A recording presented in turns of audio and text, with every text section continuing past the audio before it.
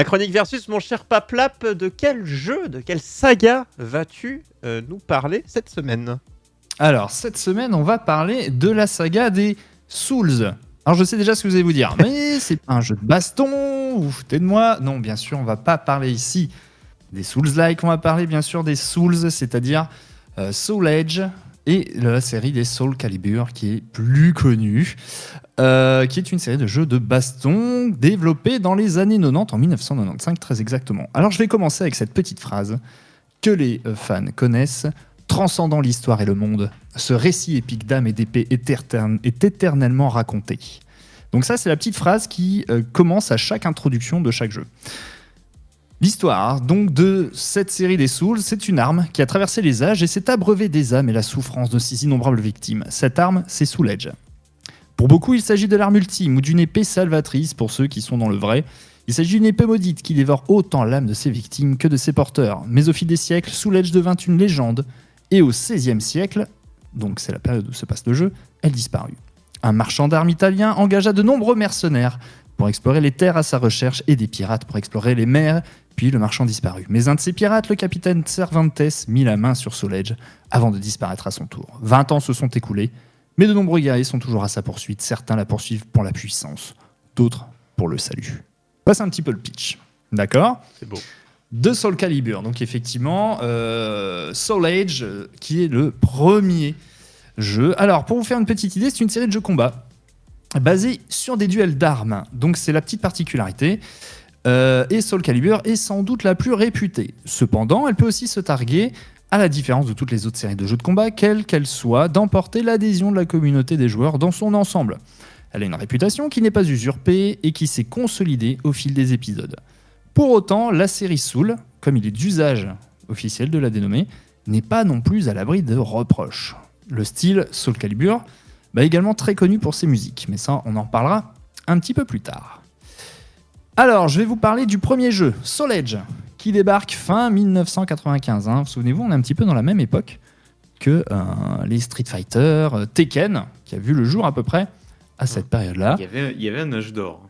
Il y avait un âge d'or, effectivement, des jeux 3D. On est vraiment au balbutiement des jeux 3D, qui débarquent en 1995 dans un premier temps dans des salles d'arcade, puisqu'à l'époque, effectivement, les salles d'arcade avaient le vent en poupe et les jeux sortaient toujours, en tout cas les jeux de combat, en salle d'arcade avant de sortir sur console. Et ça marquait l'apparition d'une nouvelle franchise dans les jeux combat d'armes, un sous-genre qui finalement était peu répandu dans le domaine des jeux de baston. On ne dénombre alors que 2 séries réellement marquantes, Samurai Shodown, que vous connaissez sûrement, qui était un jeu de combat 2D sur Neo Geo, et Battle Arena Toshinden. Ceux qui ont eu la PlayStation 1 avec la démo connaissent, puisqu'effectivement c'était un des jeux qui était présent sur la démo, qui était lui en 3D. Donc la première série, donc Samurai Shodown ne parviendra pas à passer le cap du gameplay 3D et sera longuement resté sur Neo Geo. La deuxième s'essoufflera dès le second volet. Soul Edge introduit des combattants désormais célèbres, Sophicia, Taki, Shung Mina, honneur aux dames, puisqu'effectivement à l'époque, souvenez-vous, les personnages féminins étaient quand même peu répandus. Un samouraï, Mitsurugi bien sûr, le loufoque Voldo, qui se battait d'une manière très particulière, qui aimait beaucoup le cuir et le latex, Siegfried, Lilong Rock, sans oublier le pirate Cervantes, emblématique méchant de la série, et qui est un personnage très très très connu et qui était très apprécié des joueurs. Donc situant le cadre à la fin du XVIe siècle, le jeu raconte l'histoire de guerriers aux motivations diverses recherchant l'épée maléfique Soul Edge. D'où le nom. Sans développer ici davantage le scénario, ça se révèle plutôt recherché et les différents personnages avaient des histoires assez complexes et vraiment très très très développées. Chacun avait son background, chacun avait des animosités avec d'autres personnages, etc. Donc vraiment, exactement. Donc c'était très très très très très développé pour l'époque. Il va séduire en fait par son ambiance unique et ses décors grandioses, des décors en 3D notamment. Qui était synonyme de cubisme et de vide graphique à l'époque, mais Soul Edge, lui, va justement être un des premiers joueurs à avoir une recherche artistique poussée. Donc, c'est-à-dire vraiment, vous allez avoir des décors avec des animations derrière, avec plein de choses, vous allez avoir des chandeliers qui vont se balancer, etc. Donc, vraiment, par rapport à un Tekken qui était sorti à peu près à la même époque. Du coup, y compris sur console ou c'est uniquement en arcade que c'est il va arriver, justement. Donc, il va arriver sur console quelques temps après.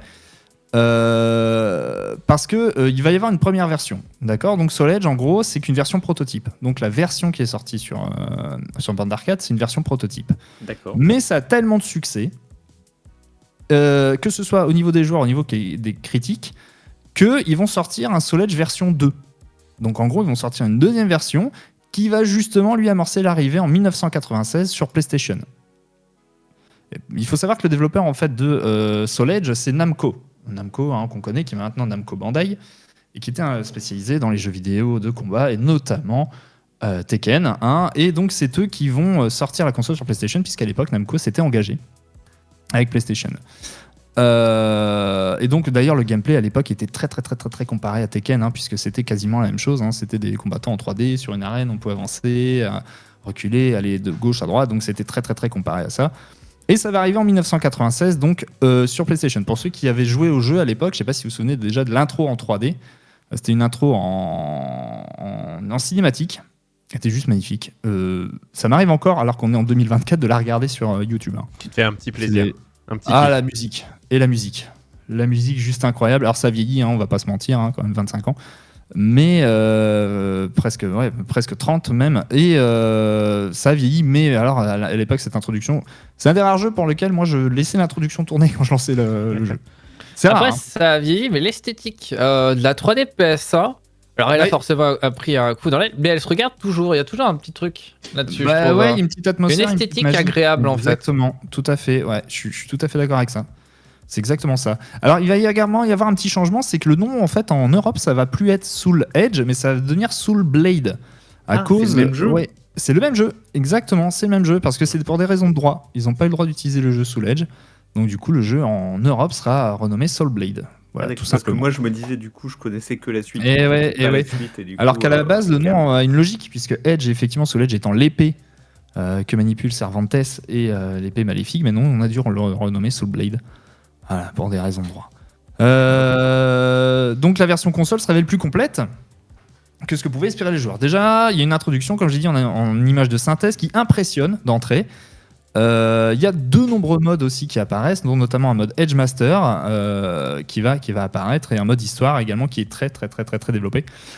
Et enfin, comment ne pas mentionner, justement, on en parlait de la super bande son, qui place la barre vraiment très haute, car outre la qualité des compositions de la version arcade, la version console propose des musiques remixées et se paye même le luxe d'offrir des compositions complètement différentes. Donc vraiment, à l'époque, pour l'avoir eu sur PlayStation 1, c'était juste une énorme claque, vraiment le Soul Blade, et un excellent jeu qui, comme le disait Camille, a pas trop mal vieilli, qui garde cette espèce de petit charme des jeux à l'ancienne, un petit peu comme les Tekken de l'époque, Tekken 3 je pense notamment. Qui reste, en tout cas, dans mon cœur, des jeux vraiment découvertes sur la 3D.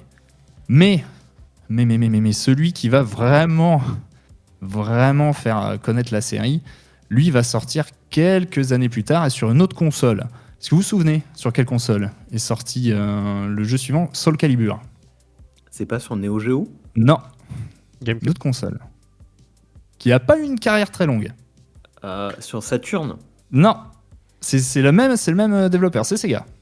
Dreamcast. Eh ouais, effectivement. De toute façon, oui, Il est sorti sur Dreamcast, effectivement. Sur console. Il y a bien sûr eu une version arcade, mais il va sortir sur Dreamcast en 1999. Donc, je vous ferai part d'une petite anecdote aussi par rapport à ça, c'est assez marrant. Donc Soul Blade est déjà un jeu incontournable sur PlayStation, pourtant ses concepteurs ne sont pas pleinement satisfaits du travail, essentiellement sur la gestion de l'espace en 3D. Ils considèrent alors le jeu, ils reconsidèrent tout le gameplay du jeu et vont développer un nouveau système qu'ils appellent 8-Way Run. Donc pour ceux qui ne sont pas anglophones, c'est en gros de la course sur 8 chemins. Donc vous allez pouvoir avancer, reculer, gauche, droite et aller en diagonale. Donc vous allez pouvoir vous balader vraiment, tourner autour du joueur, etc. Et courir. Donc ça c'est quelque chose qui à l'époque était assez hallucinant, et c'est ce qui va vraiment libérer le joueur du carcan, imposer des jeux 3D, parce que ça se faisait pas du tout à l'époque. Donc ça vraiment c'est une grosse claque, une grosse découverte. Donc fini les petits pas de côté, juste pour l'esquive, ainsi que les sauts lunaires. Donc maintenant on peut vraiment tourner autour de l'adversaire, et ça offre une liberté de mouvement juste dingue qui va être repris après dans la majorité des jeux de combat en 3D. Donc finalement, pour illustrer les différences de gameplay, ils vont décider de renommer le jeu plutôt que de le baptiser Soul Edge 2, parce qu'ils estimaient que c'était pas vraiment une suite. Pour eux, ils estimaient que c'était vraiment un nouveau jeu. Preuve de réflexion, ils vont présenter donc une première version 1997 qu'ils vont d'ailleurs nommer New Weapon Fighting Game, qui viendra après le nom Soul Calibur. Donc c'est vraiment un autre projet avec un autre nom. Il va d'abord sortir en arcade, tournant sur la carte System 12, donc il est pourtant pas impressionnant niveau graphiquement. Surtout qu'à l'époque il y avait Virtua Fighter 3 de Sega, qui est une autre grande série qui est sortie et qui, elle, impressionnait vraiment, que ce soit au niveau du gameplay, au niveau graphique. Donc vraiment, les gens étaient, ouais, ok, c'est bien, mais c'est pas fou, quoi. Donc, malgré la révolution du système de déplacement, la défense a clairement été privilégiée. Donc, ça finit l'attaque, on va sur la défense avec des systèmes comme le Guard Impact ou le Critical Edge qui est remplacé par le Soul Charge. Donc, en fait, c'est des coups que vous pouvez charger, etc. Mais on n'est vraiment plus du tout sur de l'attaque. De plus, il y a une petite particularité, c'est que dans Soul Edge, il y avait la possibilité de briser son arme. Donc il y avait une jauge d'usure de l'arme, qui était une des particularités de Soul Edge qui disparaît. Ils se sont dit, bah non, on va l'abandonner. Bon, on verra que ça revient après. Ils se sont dit, oh tiens, on sait pas trop. On va voir qu'en fait, dans la série Soul Calibur, ils ont beaucoup testé de choses, parce qu'effectivement, ça n'a jamais très bien marché. Donc ils se sont dit, on va tester, mais là, du coup, c'est quelque chose qui a disparu. Puis à force, forcément, ils avaient peut-être plus de concurrence aussi à l'époque, donc il fallait peut-être, au tout début, quoi, il fallait peut-être essayer de trouver un truc pour se démarquer, quoi. On va voir que c'est pas que ça. Effectivement, en fait, je pense qu'ils ont pas assez écouté les joueurs au fur et à mesure, mais bon, ça, c'est un petit peu le problème. Mais en tout cas, à l'époque, pour Soul Calibur, vraiment, lui avait une très belle aura. Il sort alors, comme je l'ai dit, sur console en 1994. Et là, il fait taire toutes les critiques. Parce que malgré la fidélité de Namco à Sony, Soul Calibur, il va finalement sortir, je l'ai dit, sur Dreamcast. La Dreamcast de Sega, qui est une console qui a une carrière quand même très courte, mais avec des jeux mémorables. On va penser à Crazy Taxi, il y a eu Soul Calibur, il y a eu Sonic, enfin voilà, il y a eu plein de jeux qui sont sortis et cette console était juste dingue. Et surtout, c'était une des consoles les plus puissantes pour l'époque. Donc l'arrivée d'un jeu comme Soul Calibur, effectivement, c'était une super nouvelle pour Sega puisqu'ils sont frottés les mains, ils vont dire ok, nous, on va avoir un jeu qui va bien vendre la console et ça va cartonner puisque la version console est surpassée en tout point la version arcade. Graphiquement, c'était une claque pour l'époque. Moi, je vais vous le dire. La petite anecdote, c'est que le jour où il est sorti, non, je dis pas, mais moi, j'étais en 1999, c'était ma première année de fac. J'ai séché les cours ce jour-là. J'avais fait livrer le jeu, il est arrivé chez moi. Le salaud du tout. Voilà, je ne suis pas allé en cours du tout. J'ai joué à ma Dreamcast toute la journée avec mon meilleur pote. On a passé toute la journée à jouer à Soul Calibur. Et déjà, pour moi, ça, c'est la patte d'un grand jeu. Donc, déjà, tu mets les mains dessus, t'as plus envie de lâcher. C'est que vraiment, le jeu était juste incroyable. Il a été immédiatement accueilli par des critiques unanimes, la presse spécialisée aussi bien que les joueurs, et surclassé tout en termes de réalisation et de gameplay, ce qui avait été fait auparavant en matière de jeu de combat 3D. C'est-à-dire que vraiment là, on s'est dit, ça y est, les gars, ils ont inventé le jeu 3D ultime. Jeu de combat 3D ultime, ça y est, on fera pas mieux. L'histoire nous a prouvé que c'était... Il y a eu d'autres choses, mais effectivement, pour l'époque, en tout cas, c'était un jeu incroyable. C'était fou, quoi. Ah ouais, c'était fou. Enfin, vraiment, que ce soit au niveau des jeux lumière, au niveau des musiques. Puis à l'époque, généralement, les jeux 3D, c'était sympa, mais tu t'es amusé 15-20 minutes, quoi. Ah oui, mais là... Puis après, t'avais la gerbe et t'arrêtais. C'est ça. Mais en fait, la force des Soul Calibur, c'est justement, c'est qu'ils mettent beaucoup de modes de jeu, en fait. Ici, par exemple, t'avais un mode Mission Battle qui permettait effectivement de faire des défis. Donc, dans tous les Soul Calibur, t'as des défis. C'est-à-dire que, par exemple, tu vas te battre contre tel joueur, tu vas avoir un malus, mais en attendant, tu dois lui faire... je sais pas, tant de le faire tomber tant de fois, te protéger tant de fois, etc. Donc en fait, il y a un mode mission avec une map. Donc, vous avez vraiment, en général, c'est une grande carte et vous vous baladez dessus. Vous avez plein de missions, mais il y en a des dizaines et des dizaines et des dizaines. Du coup, c'est des heures et des heures de jeu. Donc ça ramène un petit peu du gameplay, ce qui pour l'époque, effectivement, était quelque chose qui se faisait pas beaucoup. Et c'est ça qui a fait la force aussi de Soul Calibur, vraiment. Et donc ici, Soul Calibur, malgré l'échec de la Dreamcast, puisqu'il faut savoir que la Dreamcast, elle a vraiment pas marché, malheureusement, ils ont quand même réussi à dépasser aisément le 1 million d'exemplaires vendus sur une seule console. Il n'y avait pas du tout de multiplateforme à l'époque. C'était une exclusive Dreamcast. Ils ont réussi à en vendre plus d'1 million. Que sur Dreamcast. Que sur Dreamcast. Le Soul Calibur d'origine, alors il y a une version HD, etc., qui est sortie par la suite, mais elle n'est sortie que sur Dreamcast. C'était une exclusivité. C'est pour ça, effectivement, la Sega, ils ont senti le filon. Ils se sont dit, ok, c'est bon. Et elle n'est sortie que sur Dreamcast à l'époque. C'est le seul. Après, les autres vont sortir sur multiplateforme, mais effectivement, à l'époque, Soul Calibur, c'était le seul qui était sorti sur une seule plateforme, qui était la Dreamcast. Et on pourra le dire que je pense que ça a été peut-être le jeu le plus marquant de cette console, vraiment, et qui reste aux yeux des joueurs comme étant vraiment le plus gros succès en tout cas de la licence. Et bien sûr, qui dit succès dit suite. Hein, on va pas rester là-dessus. Dire bah oui, ça a marché, donc voilà, on va partir.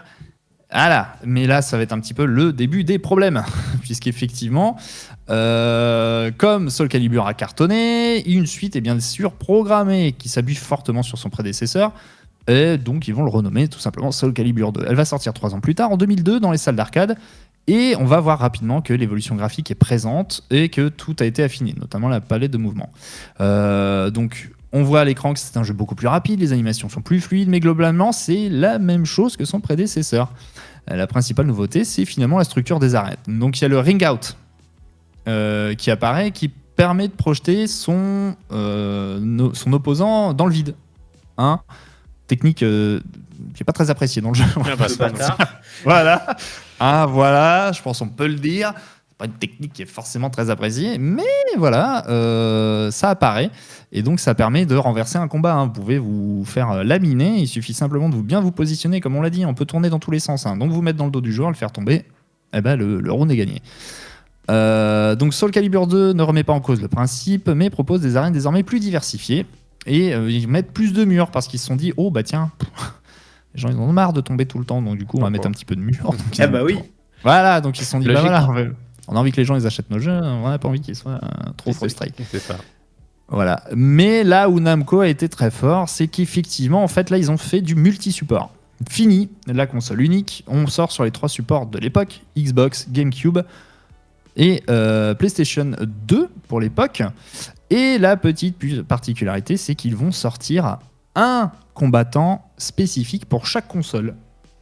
Je ne sais pas si vous les aviez fait. Est-ce que vous avez une idée de quel était le personnage sur GameCube ? Link. C'était Link, exactement. Sur PlayStation. Snake. Non, Attends, comment il s'appelle ce con Voilà. il y en a plein. Non, mais. Tous les persos de PS2, t'es pas sorti, mais. Alors, je vais vous aider. C'est pas quelqu'un qui se bat à l'arme blanche.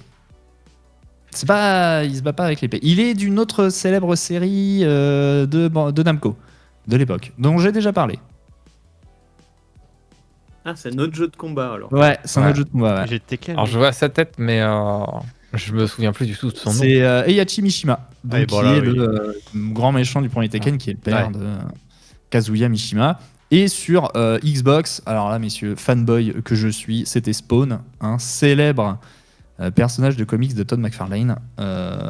Autant vous dire que quand j'avais pris la version Xbox, j'ai un Spawn tatoué sur le mollet, je ne suis pas du tout objectif. Je peux vous le dire. Voilà. Et donc, effectivement, ils vont sortir des versions différentes avec un héros pour chaque console. Donc, ce qui fait qu'effectivement, ça va susciter l'intérêt. Donc, autant vous dire que c'est la version GameCube avec Link qui va le plus cartonner. Et donc, le choix de l'invité va se poser également pour les autres supports. Alors, pour la version Xbox, comme il faut savoir que la Xbox, en fait, elle cartonnait aux États-Unis et que ils sont très comics. En fait, ils ont choisi le personnage de Spawn, puisqu'à l'époque, dans ces années-là, c'était un personnage très connu, et donc ils se sont dit, tiens, on va jouer là-dessus. Et moi, je vais être honnête, je suis un fan du personnage à la base, j'ai pas trop compris pourquoi, parce que je ne vois pas du tout ce qu'il foutait dans un jeu de combat. Et bon, bref, ils ont décidé de prendre Spawn, qui a été créé donc par Todd McFarlane, et qui a également conçu du coup un autre personnage, Necrid, qui sera proposé lui pour toutes les versions. Mais le personnage va être assez mal reçu. Et sur la version PS2, comme je vous l'ai dit, ce sera un choix par défaut. Ce sera Heihachi Mishima, qui pour moi, même chose, n'a rien à faire là, puisqu'on est censé être dans le féodal 16e siècle. Il ne se bat pas à l'épée, il n'a rien à faire là. Oui. Bref, autant vous dire que c'est la version avec Link qui a le plus cartonné. Donc, quelles que soient les versions, qui étaient graphiquement similaires, donc Soul Calibur 2 embarque un contenu solide et même des modes de jeu avec un mode maître d'armes, qui est plus poussé encore plus que le mode aventure et réintègre la possibilité d'y bloquer des armes à l'image de Soul Edge. Soul Calibur, lui, va décevoir cependant les fans du premier Soul Calibur pour qui la forme et le fond du jeu, finalement, c'est la même chose. Il n'y a rien qui change. Et donc, ça restera un succès commercial, mais logique, puisque sur plusieurs plateformes. 3 consoles au lieu d'une, forcément. Forcément, tu ça se gagnes vend plus, mieux. c'est sûr. Forcément, ça se vend mieux. À ce moment-là, il n'y avait plus de console Sega du tout. Non, c'était fini. Sega, la Dreamcast, c'est la dernière Sega et la dernière console créée. Sega est devenu un développeur de jeux, mais il a complètement laissé tomber les consoles. Effectivement, il avait subi pas mal d'échecs. Il y avait la Saturn, on en parlait tout à l'heure, qui était une catastrophe. La Game Gear, même chose. Et effectivement, donc je pense qu'ils se sont dit au bout de 3 fois, on va arrêter. Et donc ils se sont mis effectivement à produire des jeux. Alors, il me semble qu'ils avaient travaillé avec Nintendo à l'époque sur l'architecture console. Oui. Et après, finalement, voilà, bon, Dolphin, ouais. voilà, Dolphin ça s'était pas passé comme prévu. Voilà, exactement. Et puis Dolphin qui est devenu la GameCube, mais effectivement, ils avaient bossé dessus. Et après, ils ont arrêté complètement. Exactement. Et ensuite, là, ça va être le début un petit peu de la descente aux enfers, puisque il n'y a jamais vraiment de jeu qui va réussir à redorer un petit peu le blason. C'est un petit peu le souci de la série Soul Calibur, c'est qu'effectivement, chaque jeu qui va sortir par la suite va décevoir un petit peu les joueurs, que ce soit au niveau du gameplay, que ce soit au niveau du roster, puisqu'effectivement, il y a certains personnages qui ne sont pas repris. Et ils vont avoir du mal à s'en remettre. Donc quand on va sortir Soul Calibur 3, bien sûr, l'argument qui marche à chaque fois, c'est on va renouer avec le premier Soul Calibur. On va refaire, mais non, ça ne marche pas. Surtout quand on te reproche déjà d'être trop proche de l'original. Voilà, donc ils vont reprendre exactement tous les combattants qui étaient présents dans le 2 et ils vont le remettre dans le 3. Voilà, donc, mais la seule chose qui va changer, c'est voilà, il n'y aura même pas de mode en ligne en fait, donc ils vont pas réussir, ils vont pas mettre de mode en ligne, donc du coup ça ne va pas apporter grand chose. On est en quelle année là ? Voilà, ici pour Soul Calibur 3, je n'ai pas noté 2006. Pardon. Ouais. Donc donc le 2 était en 2002, donc là en 3 on est en 2005-2006 effectivement. Voilà, il va s'appuyer lui aussi de nouveau grandement sur ses prédécesseurs. Donc tous les modes de jeu qu'il propose, mode histoire, vont ressembler, ils sont juste un petit peu plus complets. Et ils offrent une excellente expérience de jeu de baston, mais en solo. Voilà, c'est un peu le problème. C'est que effectivement, c'est bien en solo, mais un jeu de baston, c'est censé quand même pouvoir se pratiquer à plusieurs. Quoi, c'est ça. Voilà. Et donc ici, effectivement, ça va être un petit peu le problème, parce que la sortie est tellement rapprochée de son prédécesseur, et sur la même génération de consoles, en fait, que l'absence d'évolution de gameplay va pas plaire. Puisque c'est quasi la même chose. On nous en a fait un 2.5. Et donc, effectivement, celui-ci va pas très bien marcher, puisque on aura des gros soucis. En plus, il y aura un bug qui sera présent, qui va faire un bug de corruption de fichiers de sauvegarde, qui fait qu'effectivement, la progression dans le mode chronique de l'épée, qui est le mode histoire, tu pouvais perdre absolument tout toutes tes sauvegardes, et comme à l'époque il n'y avait pas de mise à jour, voilà, les gens ça faisait pas plaisir, un petit peu quoi. problématique. Voilà, je l'ai un petit peu bugué, donc on va dire que le 3 effectivement c'est pas le plus Vous aimez. Voilà, le plus aimé. Je souligne quand même que vous voyez que le patch Day One a du bon. Oui, bien sûr. Oui, finalement. Bien sûr. On s'en plaint, mais bon. Voilà. C'est bien aussi de pouvoir jouer au jeu jusqu'au bout. Alors après, je vais être honnête, sur les épisodes suivants, je vais quand même vite passer, parce qu'il n'y a pas grand-chose qui va se produire. Malheureusement, ils vont rester un petit peu sur les mêmes choses, et comme j'ai dit, la série en fait va décliner, c'est-à-dire que va moins se vendre, malgré le fait qu'elle soit sur plusieurs supports, malgré l'arrivée de la HD, puisque Soul Calibur 4 va sortir sur la PS3 et Xbox 360, donc ils ont effectivement possibilité de faire des promesses en termes de qualité, etc., mais ça va pas du tout suivre. Et on a même complètement changé le gameplay en se disant ok, avant on jouait sur la défense, maintenant on va peut-être changer le truc et on va se mettre sur l'attaque. Donc du coup en fait le jeu est devenu bourrin à mort et du coup ça va pas plaire aux gens, parce qu'effectivement le jeu ne va plus attirer de ce fait là, parce qu'on te change un gameplay. En fait ils testent, et c'est le problème, c'est que les gens n'aiment pas. C'est qu'on va tester tout en gardant un petit peu la même trame de fond. Alors, on va essayer également dans Soul Calibur 4 d'attirer un nouveau public en sortant des nouveaux personnages, mais qui sont tout droit inspirés de Star Wars. Je vous le rappelle, on est dans le féodal, on est dans le 16e siècle. Ah oui, non, mais au 16e, c'est bizarre, quoi. Voilà. Ça n'a plus aucun sens là. Voilà, le jeu n'a aucun sens hein, après. Donc ici, effectivement, donc on va intégrer des personnages. Donc il y aura sur Xbox 360, Yoda. eh bien, ce sera Dark Vador. Ah non. Il y aura Yoda, ouais, effectivement, et ce sera Dark Vador sur la version PS3. C'est ça, ouais. Et sur les deux versions, il y aura Starkiller. Hein, donc vous vous souvenez, c'est l'apprenti de Dark Vador qui était dans un jeu Force Awakening, hein, je crois. Et qui lui sera présent sur toutes les versions. Mais les gens se sont dit pourquoi pourquoi nous mettre un Dark Vador? Bah, t'essayes de mettre des licences annexes. En fait, c'est comment on appelle ça? C'est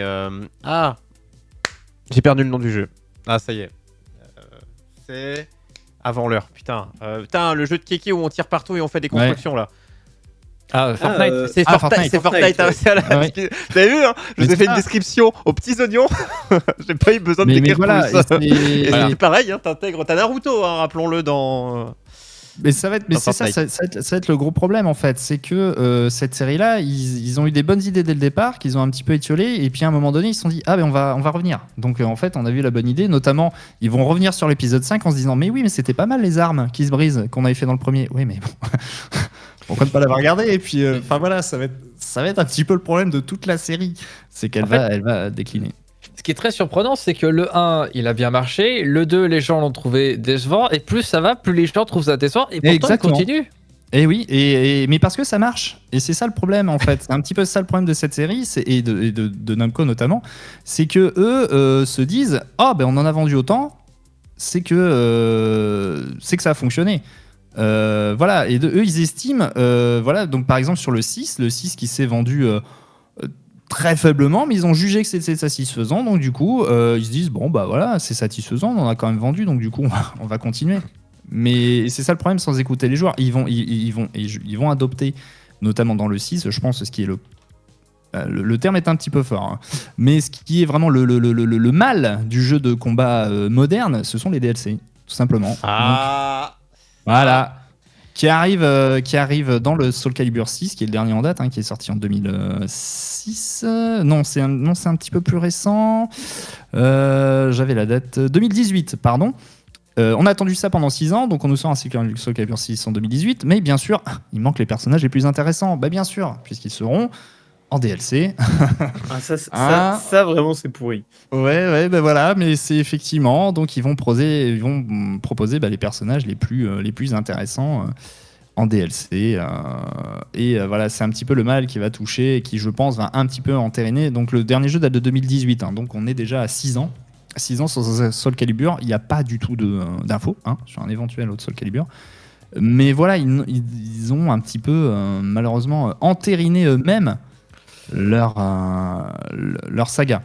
Alors, oui. Quand tu mets des DLC, quand tu mets de la cosmétique en DLC, bon, à la limite, c'est accessoire, pourquoi pas. Dead or Alive le fait depuis des années, et finalement, bon, on s'en fout. Autant les persos, ça commence à être gênant, non? Mais oui, tout à fait. Mais le problème, c'est que ça t'oblige à les acheter, en fait. Si voilà, c'est un petit peu le mal. Voilà. Il y a plein de Street Fighter 5 a été énormément critiqué à cause de ça. Smash Bros. Dragon Ball Fighters aussi, si vous voulez personnages. T'en as énormément qui font ça quasiment tous maintenant. Mais maintenant, ça n'est plus que ça. De toute façon, les jeux de combat, ce n'est plus que ça. Donc, c'est un petit peu le problème. Et en plus, pareil, donc ils vont aller piocher dans des personnages, puisque dans le dernier, vous aviez Geralt de Rift, vous aviez également 2B de Nier Automata. Donc, c'est la foire. Toby, tu veux dire? Oui, voilà, exactement. mais voilà, en fait, c'est devenu cette série-là est devenue un petit peu n'importe quoi. Alors, moi, j'ai envie de dire, juste pour clôturer, donc plutôt que le game over, ils disent dans les Soul Calibur, The Legend will never die. Donc moi, je pouvais pas terminer cet article sans citer cette célèbre formule de la série des Soul Calibur qui remplace le banal game over. Parce que la force de la série, c'est d'avoir toujours su se faire attendre. Mais dans le cœur des fans irréductibles, Soul Calibur, ça poursuit un long déclin. Il n'y a aucun des épisodes qui a réellement su remplacer le premier Soul Calibur, qui, je le rappelle quand même, date de 1999-2000, et qui était en son temps une révolution. C'est un signe du niveau d'exigence de nombreux amateurs de la série qui forment une communauté toujours très active, et notamment en France, où en fait il y a toujours une scène e-sport, et nombreux champions, dont Kayane, que vous connaissez. Kayane, qui est effectivement une joueuse de Soul Calibur 6, qui effectivement joue le personnage de Nier Automata. Mais le problème de Soul Calibur, c'est que ça tourne en rond et que plus jamais elle aura réussi à retrouver son aura et sa gloire passée pour s'attirer les faveurs du public et démarrer un nouveau cycle. Et donc effectivement, je pense que les gens, ils ont un petit peu perdu espoir. Et c'est un petit peu le problème avec cette série qui pourtant avait un si bel avenir, mais qui a été malheureusement jetée au démon du n'importe quoi, je pense qu'on peut le dire. Le démon du DLC. Exactement. Le DLCing. T'arrives avec Van Helsing, menu DLC. Non, mais pas mal. Voilà, on retrouve les jeux de mots qu'on a. Merci mon cher Paplap pour cette présentation de la licence Soul Calibur. Hein, voilà, on voyage à travers les années du versus fighting. Et c'est des noms encore une fois que tout le monde a, mais sans avoir le passif qu'il y a derrière, l'histoire qui a fait que ces licences sont construites ou déconstruites avec les années. Il y en a, ça va crescendo, d'autres c'est l'inverse. Tu vois, autant un Street Fighter, bon, on partait de loin avec le 1 sur arcade et on est plutôt allé vers le bon avec des moments un peu d'égarement, mais vers le bon. Que là, on sent qu'on était en haut d'une montagne et on l'a dégringolé au fil des années. C'était un peu triste comme chronique. Mais malheureusement, mais comme quoi, oui, il y a des jeux de combat. C'est comme ça. Mais c'est aussi la faute des développeurs, puisqu'on voit que la commu est là, la commu est toujours active, mais simplement, c'est un petit peu le problème de ne pas écouter les joueurs et leurs attentes. On voit que c'est un genre de jeu très difficile quand même, parce que c'est difficile de trouver la bonne formule. En fait, eux par exemple, ils sont passés de la défense à l'attaque, etc. Ah oui, oui. En fait, dès que tu changes un petit truc, ça peut tout déséquilibrer. Mais en même temps, si tu changes rien, on te dit que t'as fait la même chose. Et voilà. C'est un peu le problème du truc, quoi. On apprendra que les gens n'aiment pas le changement. Les gens n'aiment pas le changement, foncièrement. Regardez-moi, je suis fan de Pokémon depuis le début et je suis un homme heureux. Je pense que c'est un peu les reproches qui ont été faits, c'est les choix qui n'ont peut-être pas été les bons, en fait. C'est-à-dire que je pense que le focus a été fait sur certaines choses qui n'étaient peut-être pas des priorités. Et du coup, malheureusement, les joueurs ont décroché et ça fait maintenant 15 ans que, plus de 15 ans même, qu'on n'a pas eu un bon Soul Calibur et ça devient un petit peu compliqué. À quand ? Bien écoute, peut-être qu'un... c'est pas pour tout de suite, je pense. J'allais dire un 2-3, il y en a encore plus inverser la balance ou pas ? Je pense que il faudra voir. Ici, ils ont ressorti un Tekken il y a pas longtemps. Je pense que si effectivement, mais Tekken a une autre aura, mais si effectivement ça fonctionne, pourquoi pas. Mais moi, honnêtement, j'y crois pas trop. J'y crois pas trop. Il croit plus. Écoute, le retour n'en sera que plus beau si tout le monde... Mais oui, le Phénix. l'a oublié, renaître ses cendres.